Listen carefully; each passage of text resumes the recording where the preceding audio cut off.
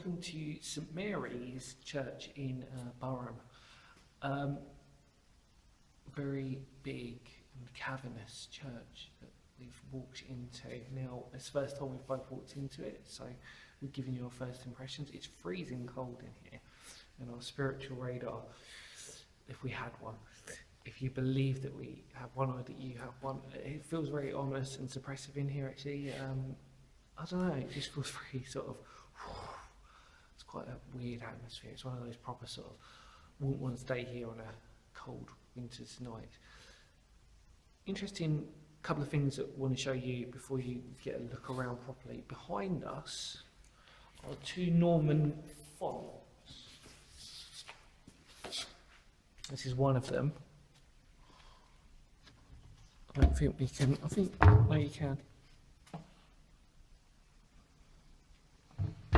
And there's another one over here.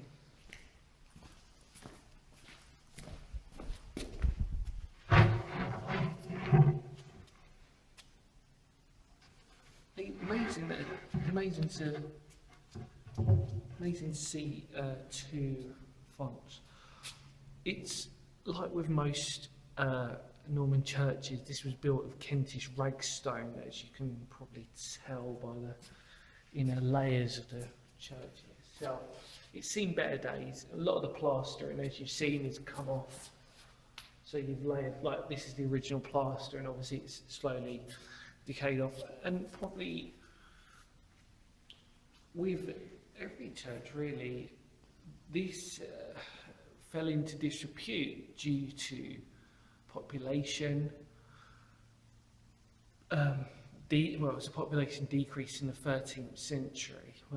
That's normally due to the Black Death, which obviously we know happened in the 1300s, and the Peasants' Revolt, etc., etc. I won't give you a history lesson on the backing of that, but it basically gave the working class a reason to talk, reason to stand up, because all of a sudden a lot of their relatives or their family weren't around anymore. So we're a huge community, half of it or even more than that being, completely vanished, passed away unfortunately because of the Black Death. Now, I appreciate that I'm sort of skipping a little bit in the video itself, but really I think the most important thing is the church itself.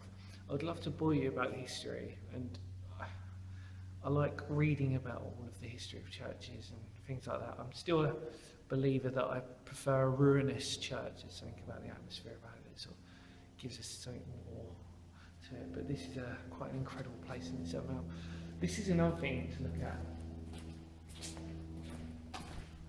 So this beautiful thing in itself was one of the wheels to hold the bell in place, which is all the beam above us. Now, as you can tell, we can't gain access to that, unfortunately. Probably for the right reasons, if I'm being brutally honest. I mean, like, otherwise you're going to have people just climbing up and down the tower, aren't you? Do you know what I mean? It's not exactly the greatest.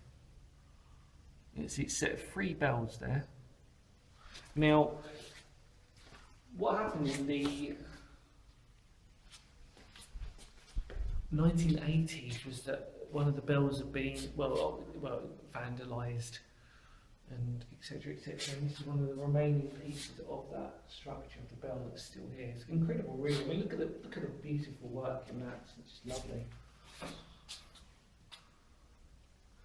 And so you can imagine this would have been one of the wheels, and you would have had another one, and then the bell would have probably sat in between. And like, when you ring it, it sort of like does that ringing thing, then it, But yeah, it's just so vast.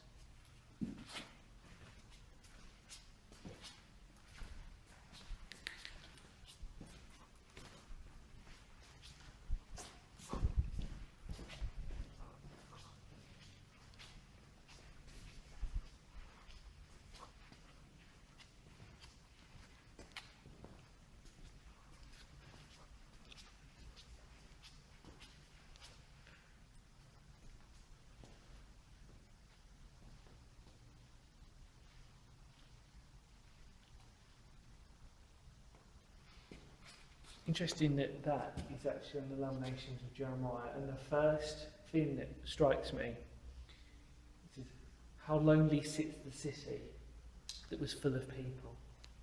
How like a widow has she become, she that was great among the nations, she that was a princess among the cities has become a vassal. She weeps bitterly in the night, tears on her cheeks among all her lovers. She has none to comfort her. All her friends have dealt treacherously with her, that they have become her enemies. Judah has gone into exile because of affliction and hard servitude. She dwells now among the nation, but finds no resting place. Her pursuers have all taken her, but in the midst of her distress, the roads to Zion mourn, for none come to the appointed feasts. All her gates are desolate, her priests groan, her maidens have been dragged away, and she herself suffers bitterly. So that's a lovely bit of religious context, I suppose, which is lovely. You know, just so amazing. I love these.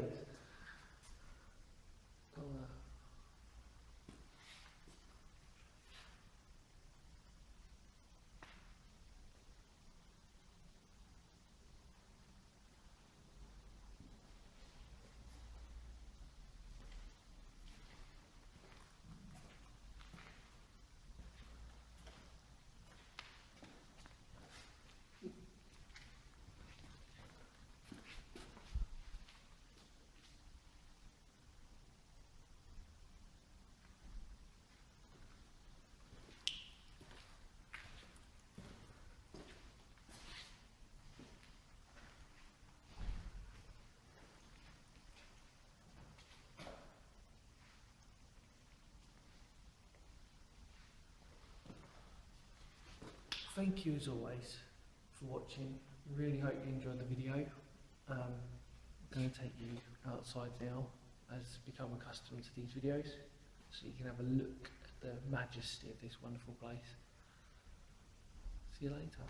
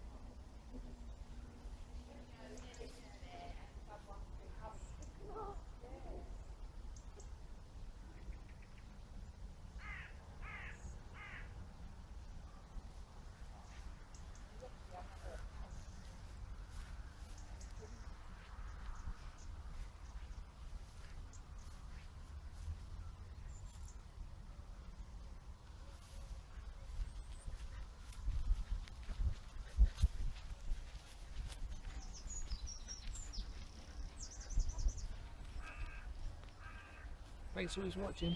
Take care, everybody. Bye.